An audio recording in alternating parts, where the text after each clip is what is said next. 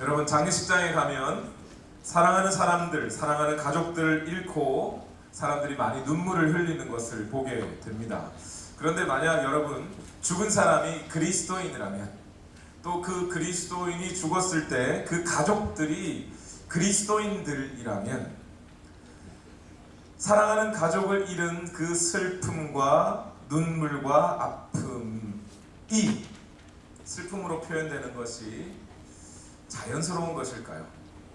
당연한 것일까요?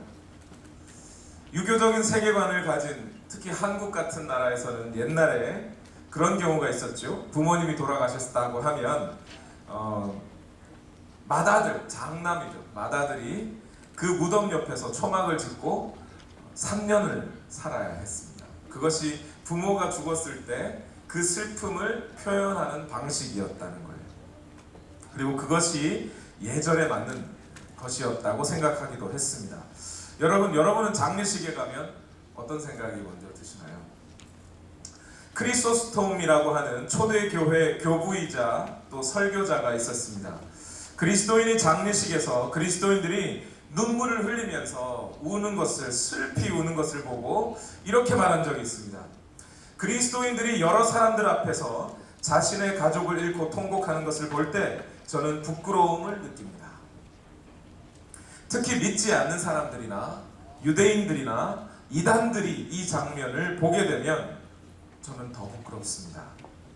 마치 믿지 않는 자들이나 이단들이 그리스도인들을 보고 비웃거나 꾸짖는 것처럼 느끼게 됩니다. 제 얘기가 아니고요. 옛날에 살았던 크리소스톰이라고 하는 초대교회 교부가 있었습니다. 그 교부의 말입니다. 크리소스톰이 이렇게 말하는 데에는 이유가 있습니다.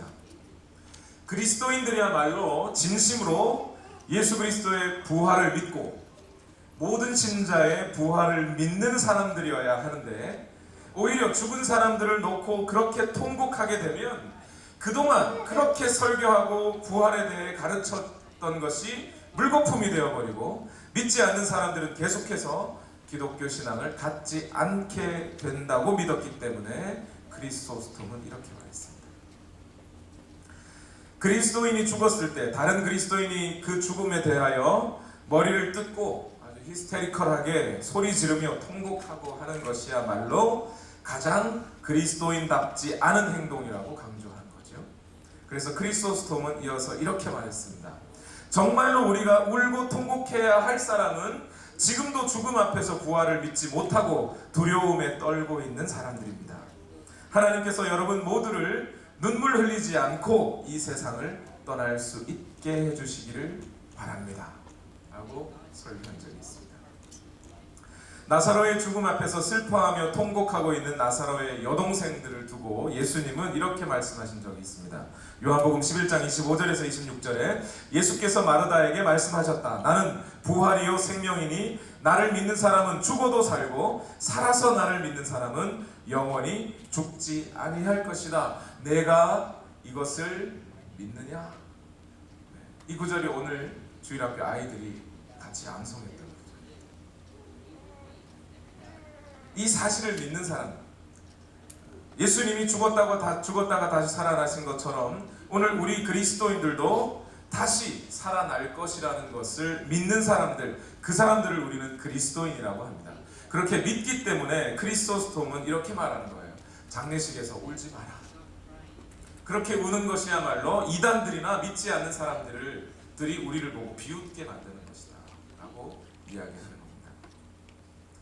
오늘 성경이 전해주고 있는 부활의 교리, 부활의 진리에 대해서 여러분 앞에 말씀을 아주 쉽게 간단하게 세 가지로 말씀을 드리면, 첫 번째, 부활이란, 오늘 우리가 그리스도인들이 묻는 부활은 첫 번째는 어떤 것이냐면, 과거, 지금으로부터 약 2000여 년 전에 이스라엘의 예수님이라고 하는 분은 죽은 지 3일 만에 실제로 육체로 부활하셨다, 다시 살아나셨다는 것을 믿는 겁니다. 고린도전서 15장 3절에서 5절에 바울은 이렇게 전합니다. 나도 전해받은 중요한 것을 여러분에게 전해드렸습니다. 그것은 곧 그리스도께서 성경대로 우리 죄를 위하여 죽으셨다는 것과 무덤에 묻히셨다는 것과 성경대로 사흘 날에 살아나셨다는 것과 게바에게 나타나시고 다음에 12제자에게 나타나셨다고 하는 것입니다. 성경에 이렇게 기록되어 있습니다. 그리스도인들은 우리 주님이 부활하셨다는 것을 믿는 사람들입니다. 이렇게 말하니까 흔히들 이렇게 말하시는 분들이 있어요. 맞아, 사람들 중에는 아기였을 때 죽다가 살아난 사람들이 있대. 저도 그랬다고 합니다. 태어난 지 며칠 만에, 태어나서 얼마 안 돼서 몇 시간 만에 숨을 안 쉬어서 저희 아버지가 저를 쟤 어디다가 버릴까 하고 이렇게 고민을 하셨대요. 그러다 몇 대 때리니까 다시 음미하고 살았지. 그런 얘기를 하는 게 아니에요. 예수님이 다시 살아나셨다고 하는 것은 이 세상 사람들은 거의 거반 죽었다가 아니면 죽었다가 살아난 사람들이 있을 수 있습니다. 그러나 그 사람들은 대부분 다 다시 죽습니다. 그러나 예수님이 다시 살아나셨다는 것은 다시 죽지 않으셨다고 말을 합니다. 그 사실을 우리는 믿습니다. 두 번째로 성경에서 부활하신 주님께서 성경에서 우리에게 전하는 부활의 교리는 또 한 가지 뭐냐면 그 부활하신 주님이 오늘 우리와 함께 하고 계시다는 것을 믿는 겁니다. 마태복음 28장 20절 말씀에는 부활하신 예수님이 제자들을 다시 불러 모으시고 이렇게 말씀하십니다. 보아라, 내가 세상 끝날까지 너희와 항상 함께 하겠다 라고 말씀하셨습니다. 또 이 말씀에 대하여 사도 바울은 어떻게 받아들이냐면 갈라디아서 2장 20절 말씀에 나는 그리스도와 함께 십자가에 못 박혔습니다. 이제 살고 있는 것은 내가 아닙니다. 그리스도께서 내 안에 살고 계십니다. 내가 지금 육신 안에서 살고 있는 삶은 나를 사랑하셔서 나를 위하여 자기 몸을 내어주신 하나님의 아들을 믿는 믿음 안에서 살아가는 것입니다. 아멘이신가요? 역시 이 말씀은 어떤 뜻이냐면 그래 맞아, 돌아가신 우리 아버지는 내 마음속에 살아계시지, 이런 뜻이 아니에요. 그런 뜻이 아니고 부활하신 예수님은 실제로 그 영으로 주의 성령을 통하여 오늘 지금 우리 안에서 성령께서 함께 하고 계시다는 뜻이에요. 그래서 내가 사는 게 아닙니다. 그냥 예수님을 기억하며 사는 게 아니에요. 실제로 나는 죽고 예수님이 살고 계시다고 믿는 겁니다.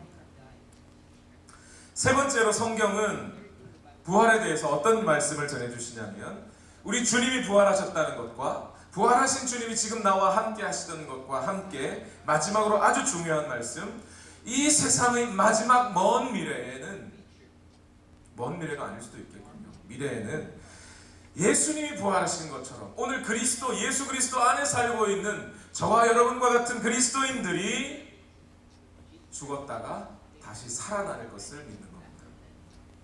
고린도전서 15장 22절과 23절 말씀에 아담 안에서 모든 사람이 죽는 것과 같이 그리스도 안에서 모든 사람이 살아나게 될 것입니다. 그러나 각각 제 차례대로 그렇게 될 것입니다. 첫째는 첫 열매이신 그리스도요, 그 다음은 그리스도께서 재림하실 때에 그리스도께 속한 사람들입니다. 예수님이 첫 열매 되신 그 예수님이 살아나신 것처럼 우리도 예수님이 이 땅에 다시 오실 때에 살아날 것이라는 것을 우리는 믿습니다. 이렇게 말씀드리면 또 그렇게 생각하시는 분들이 있어요. 맞아, 죽어서 천국 가면 영원히 살겠지. 내 육체는 썩어져 없어지고 땅으로 돌아가고 내 영혼은 영원히 살 거야 라고 생각하시는 분들이 있어요. 성경의 가르침은 우리가 실제로 육체로 부활한다는 것. 그리스도인은 이상의 세 가지 진리, 주님이 부활하셨다는 것, 그 부활하신 주님이 지금 우리와 함께 하고 계신다는 것, 그리고 우리 모든 신자들이 부활을 얻게 될 것이라는 것을 믿는 겁니다. 이 세 가지를 믿는 것이 그리스도인이에요. 그런데 이 부활에 관한 교리들은, 이 그리스도인들의 믿음은 단지 세상으로부터 안 믿어지는 정도가 아니라 지속적으로 공격과 조롱의 대상이 됐습니다. 지금도 여러분 중에 한두 분은 그런 생각을 하실 수 있을 것 같아요. 아니, 내가 죽었다가 다시 살아난다고 말도 안 돼. 그런 식으로 이 부활에 관한 믿음은 지금까지 계속해서 그렇게 조롱을 받아왔습니다. 부활 교리에 대한 최근의 공격, 이런 식입니다. 셸리 케이건이라고 하는 분을 아시는지요? 예일대학교의 철학 교수입니다. 2012년에 한국에서는 이 셸리 케이건의 책이 번역됐습니다. 제목이 죽음이란 무엇인가라는 책이었어요. 철학책임에도 불구하고 한국 사람들이 정말 많이 읽어서 이례적으로 베스트셀러에 올랐던 책입니다. 아마 철학책이지만 복잡하지 않고 어렵지 않게 쓰여졌기 때문일 것 같아요. 이 책에 있는 그 다양한 관점이나 논증들을 그냥 무식하게, 저의 무식함으로 요약하면 이렇습니다. 첫 번째, 이 책이 가장 중요한, 이 책이 말하고자 하는 가장 핵심적인 내용은 뭐냐면 죽음 이후에는 아무것도 없다는 거예요. 죽으면 그것으로 끝이고 부활한다거나 다시 살아난다거나 영생이라거나 천국이라거나 지옥 같은 건 없다라는 것이 이 책의 가장 큰 주제입니다. 그리고 셸리 케이건은 이 사실, 죽음 뒤에는 아무것도 없고 얌전히 묻어 아무것도 없다, 그러니까 오늘 현재 삶을 어떻게 살아야 한다고 말할까요? 첫 번째, 나 자신의 행복이 무엇보다 중요하다. 내가 행복하게 사는 게 제일 중요하다. 두 번째, 윤리나 도덕, 이런 것은 나의 행복을 증진시켜 준다면 좋지만 그렇지 않다면 중요하지 않다. 세 번째, 행복을 얻고 유지하기 위해서는 반드시 돈이 필요하다. 이 책의 내용이 그런 내용입니다. 여러분, 기독교적인 세계관 위에 세워졌다는 미국, 최첨단의 지식을 가졌다고 하는 미국의 대학교의 철학 교수가 하는 말입니다. 죽음 뒤에는 아무것도 없고 내 행복을 위해서 돈 벌어서 살면 그것으로 끝이라고 얘기하는 게 오늘 최첨단의 지식을 가진 사람들의 이야기입니다. 여러분, 성경을 택하시겠습니까? 이 철학자의 말을 택하시겠습니까? 선택은 여러분의 몫입니다. 고린도전서 15장 12절에서 13절에 바울은 이렇게 선포합니다.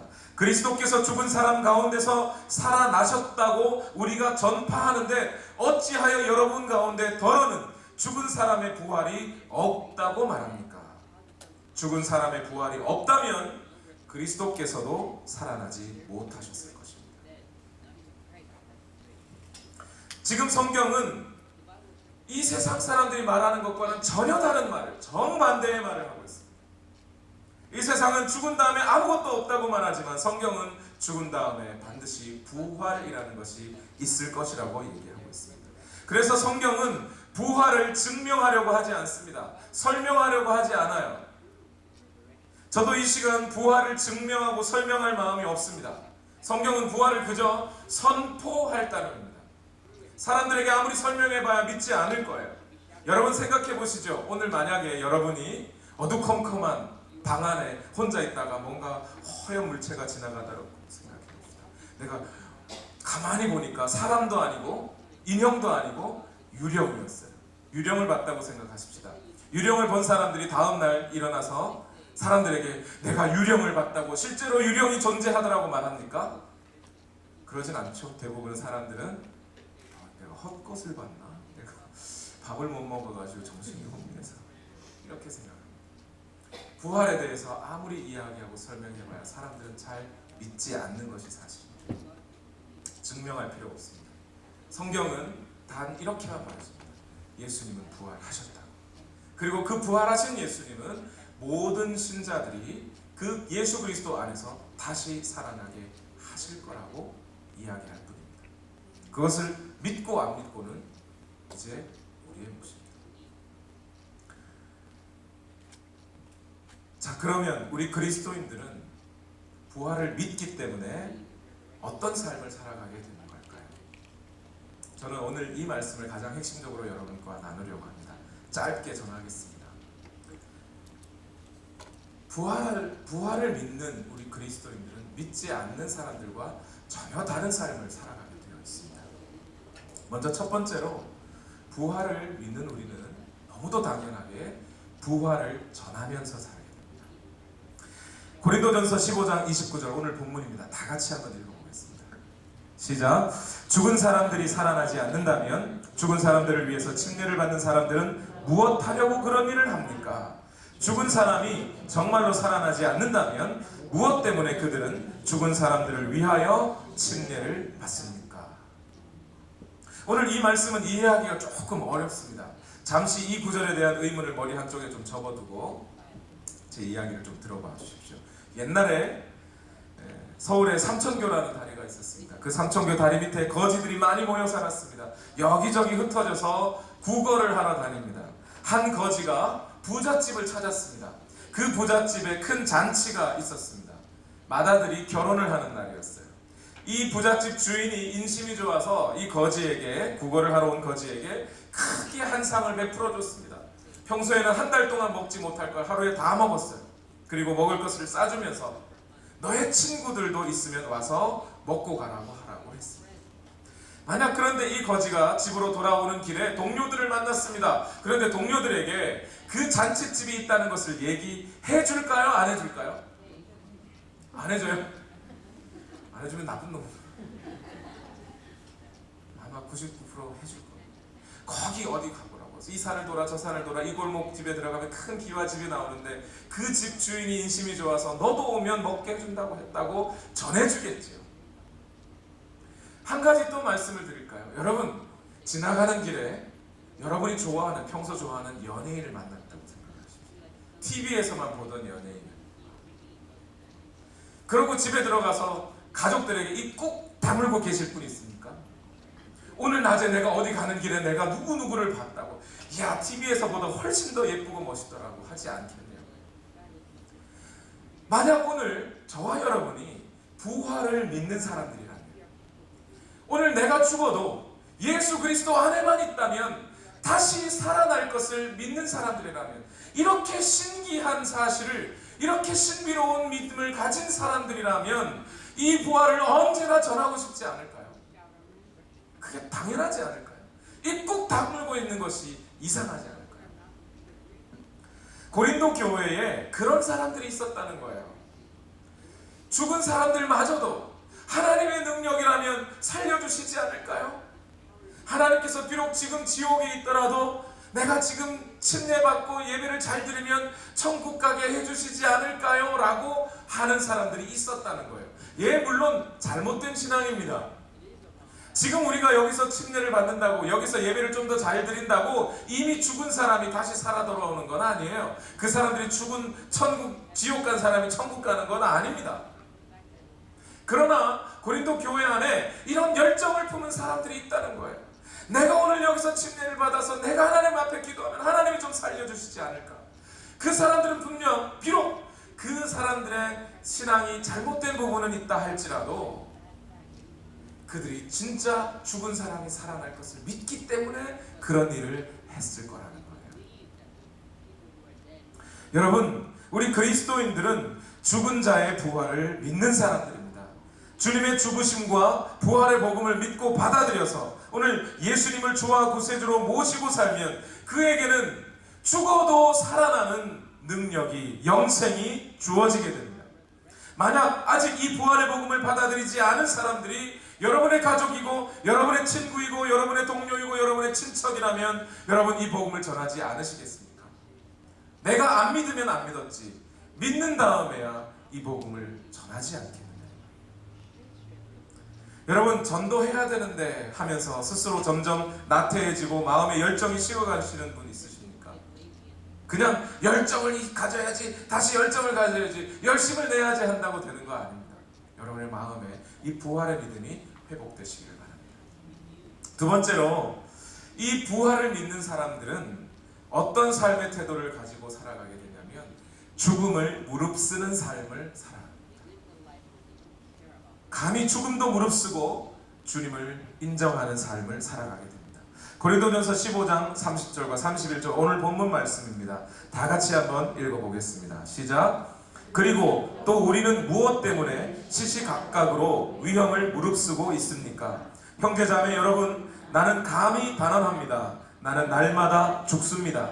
이것은 우리 주 예수 그리스도께서 여러분에게 하신 그 일로 내가 여러분을 자랑스럽게 여기는 것만큼이나 확실한 것입니다. 아멘. 바울은 지금 자기의 사도라고 하는, 복음을 전하는 사도라고 하는 이 직분을 감당함에 있어서 죽음을 무릅쓰고 이 일을 하고 있다는 거예요.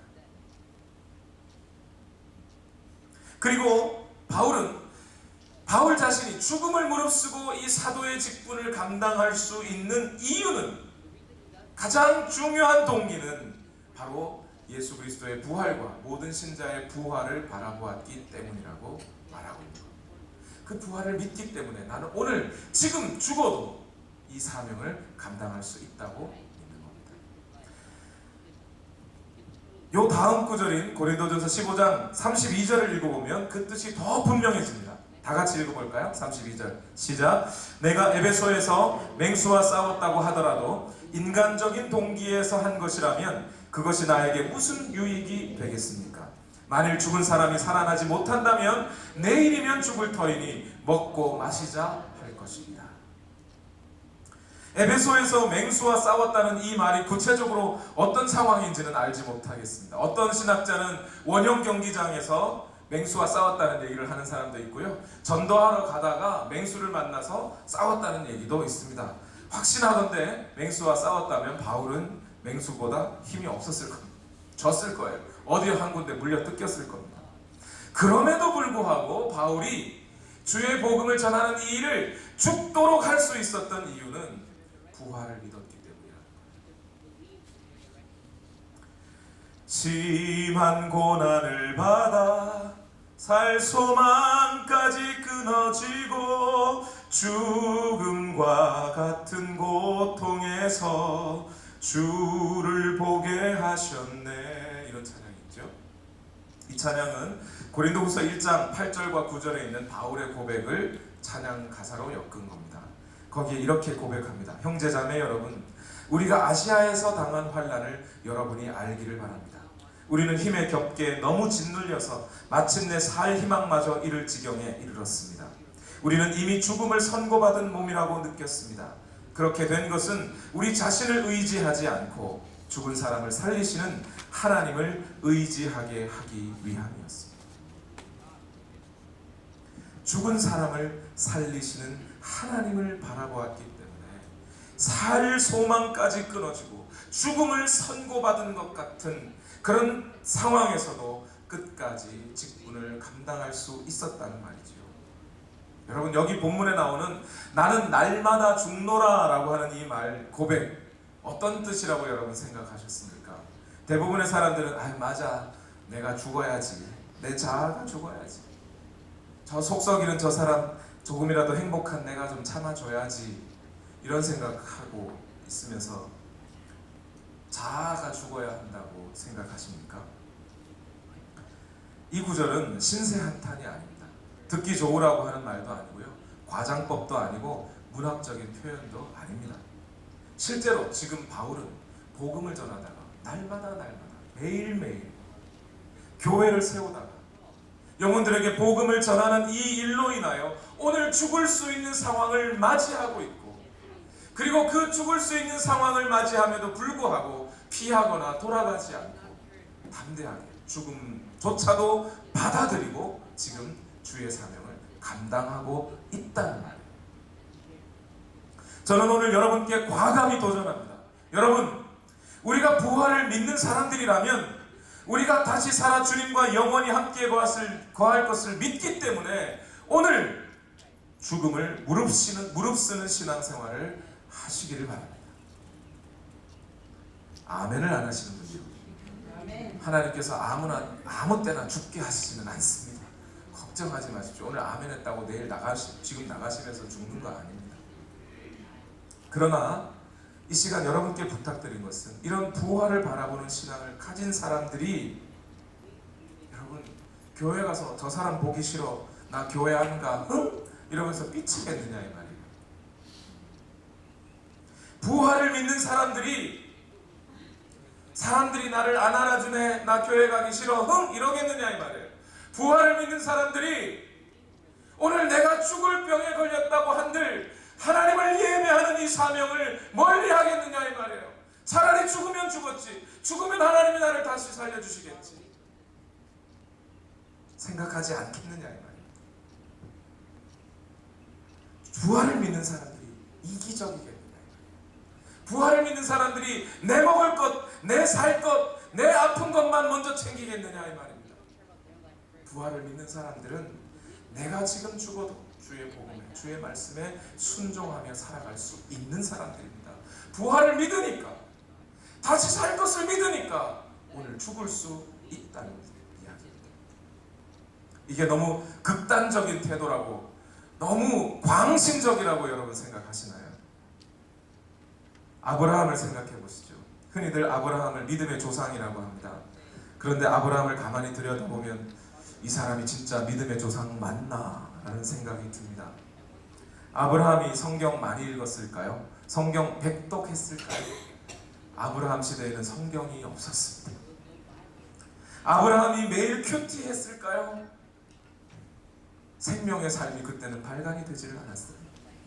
성경 공부 엄청나게 많이 했을까요? 가르쳐주는 사람이 없는데 어디서 성경 공부를 하십니까? 주님을 위해 아브라함이 직업을 포기했나요? 내가 이 직업을 갖고 있다가 내가 주님을 위해 내 직업을 포기하겠습니다. 이런 적 있나요? 아브라함은 다니면서 아이만 낳고 살았습니다. 아브라함이 40일 금식 기도했다는 얘기 들어보셨나요? 아브라함이 다른 민족에 가서, 다른 문화권에 가서 선교했다는 말 들어보셨나요? 아브라함을 살펴보면 이 사람이 과연 믿음의 조상이 맞나 싶을 정도로 뭔가 한 건 별로 없는 사람. 그런데 아브라함에게는 마지막 한 방이 있었어요. 그게 뭡니까? 이삭을 하나님께 드리는 거였어요. 하나님께서 너의 이삭을, 100세에 얻은 너의 아들을 이제 하나님께 드려라. 희생제물로 드려라. 번제물로 드려라고 하는 그 말씀을 받았어요. 그런데 그때 아브라함의 마음은 어떤 것이었을까요? 아브라함은 어떤 태도를 가졌을까요? 히브리서 11장 19절 말씀에는 이렇게 기록되어 있습니다. 하나님께서는 이삭을 죽은 사람들 가운데서도 되살리실 수 있다고 아브라함은 생각했던 것입니다. 그러므로 비유하자면 아브라함은 이삭을 죽은 사람들 가운데서 되받은 것입니다. 이삭 앞에 칼을 들고 이 칼을 내리치면 이삭이 죽겠지. 그러나 내가 오늘 이 아들을 죽인다 할지라도 하나님은 이 아들을 살리실 것이라고 믿고 내리칠 수 있었다는 거예요. 이것이 극단적입니까? 성경은 이 사람을 믿음의 조상이라고 말해 주십니다. 저는 우리 온누리교회 모든 성도님들이 이와 같은 믿음이 있기를 바랍니다. 그렇다고 아무 때나 여러분을 죽이지 않으신다고요. 죽음을 무릅쓰는 믿음은 부활을 믿을 때 가능합니다. 마지막으로 부활을 바라보는 신앙 어떤 겁니까? 부활을 전하며 죽음을 무릅쓰며 마지막으로 거룩을 추구하는 삶을 살게 됩니다. 고린도전서 15장 33절과 34절 말씀 다 같이 읽어보겠습니다. 시작. 속지 마십시오. 나쁜 동무가 좋은 습성을 망칩니다. 똑바로 정신을 차리고 죄를 짓지 마십시오. 여러분을 부끄럽게 하려고 내가 이 말을 합니다만 여러분 가운데서 더러는 하나님을 아는 지식이 없습니다. 핵심은 34절 앞부분의 말씀이에요. 똑바로 정신을 차리고 죄를 짓지 마십시오. 부활을 믿는 여러분, 똑바로 정신을 차리고 죄를 짓지 마십시오. 옆에 사람에게 이렇게 권면해 보십시다. 똑바로 정신을 차리고 죄를 짓지 마십시오. 똑바로 죄를 짓지 마십시오. 만일 부활이 없다면 셸리 케이건의 말대로 아무렇게나 살아도 됩니다. 내 행복을 위해 살아도 됩니다. 윤리 안 지켜도 됩니다. 괜찮습니다. 부활이 없다면 남의 행복 뭐가 그렇게 중요합니까? 내가 행복한 게 중요하죠. 인생 짧지 않습니까? 70년 80년 살다가 죽으면 그만인데 아무것도 없는데 사는 동안에 잘 살아야 되지 않겠습니까? 그러나 부활이 있다면 예수님이 다시 오실 그날에 우리가 새로운 몸을 입고 부활하여 그 주님과 영원토록 함께 살게 된다면, 그렇다면, 그래서 그때 예수님께서 오늘 70년 80년 사는 오늘 지금 여기에서의 인생에 대하여 점검하신다면 여기에서 우리가 우리 마음대로 먹고 마시자 할 수 있겠습니까?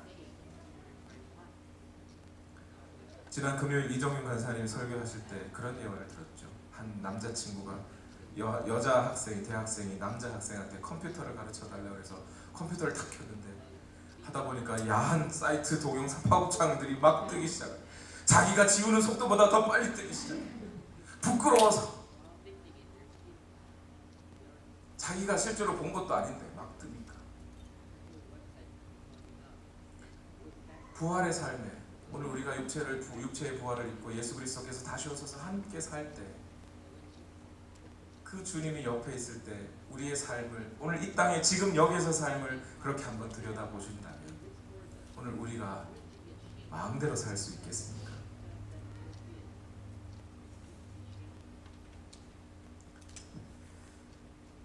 고린도전서 6장 19절과 20절 말씀에 바울은 이렇게 말합니다. 여러분의 몸은 여러분 안에서 계신 성령의 성전이라는 것을 알지 못하십니까? 여러분은 성령을 하나님으로부터 받아서 모시고 있습니다. 여러분은 여러분 자신의 것이 아닙니다. 여러분은 하나님께서 값을 치르고 사들인 사람입니다. 그러므로 여러분의 몸으로 하나님을 영화롭게 하십시오. 이 몸 가지고 또 부활할 거라는 거예요. 이 몸 가지고 함부로 살면 안 된다는 거예요. 그래서 하나님이 원하시는 것은 큰 그릇이냐 작은 그릇이냐 금 그릇이냐 은 그릇이냐가 중요한 게 아니라 깨끗한 그릇을 원하시는 겁니다.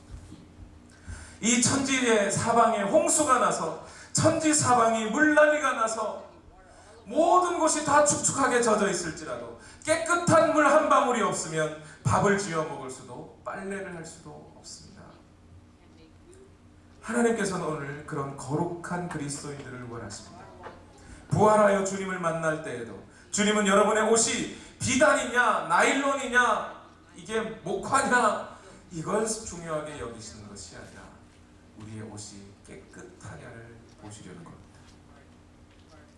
우리가 부활하여 예수님을 만날 때 우리는 우리를 위하여 죽으신 예수님을 만나는 거 아닙니까? 아마 그날에 우리는 예수님을 만날 때 예수님의 손에 못자국과 허리에 창자국을 만져볼 수 있을지도 모르겠습니다. 그 예수님을 우리가 다시 만난다면 오늘 여기서 우리가 여전히 죄를 행하는 모습으로 악을 행하는 모습으로 살아갈 수가 있느냐는 말입니다. 부활을 믿는 사람은 죄를 짓는 것이 무척이나 싫고 말씀을 맺겠습니다. 한 나이 많은 선교사가 자신의 선교 사역을 마치고 뉴욕항에 도착을 했습니다. 그날 선교사님은 자신을 맞아주는 사람이 아무도 없었답니다. 그날 공항에 휴가차 사냥을 갔다가 돌아온 루즈벨트 대통령에게 환호하는 사람들로 가득 찼다고 합니다. 그 선교사님 마음에 이런 마음이 듭니다. 놀다운 대통령은 저렇게 많은 사람들이 맞아주는데 주님의 일에 한평생 30년 40년을 보낸 나에게는 인사조차 하는 사람이 없구나. 그렇게 서운한 마음으로 그날 밤 잠을 청하는데 그 선교사님에게 뚜렷한 하나님의 음성이 들렸습니다. 하나님 이렇게 말씀하십니다.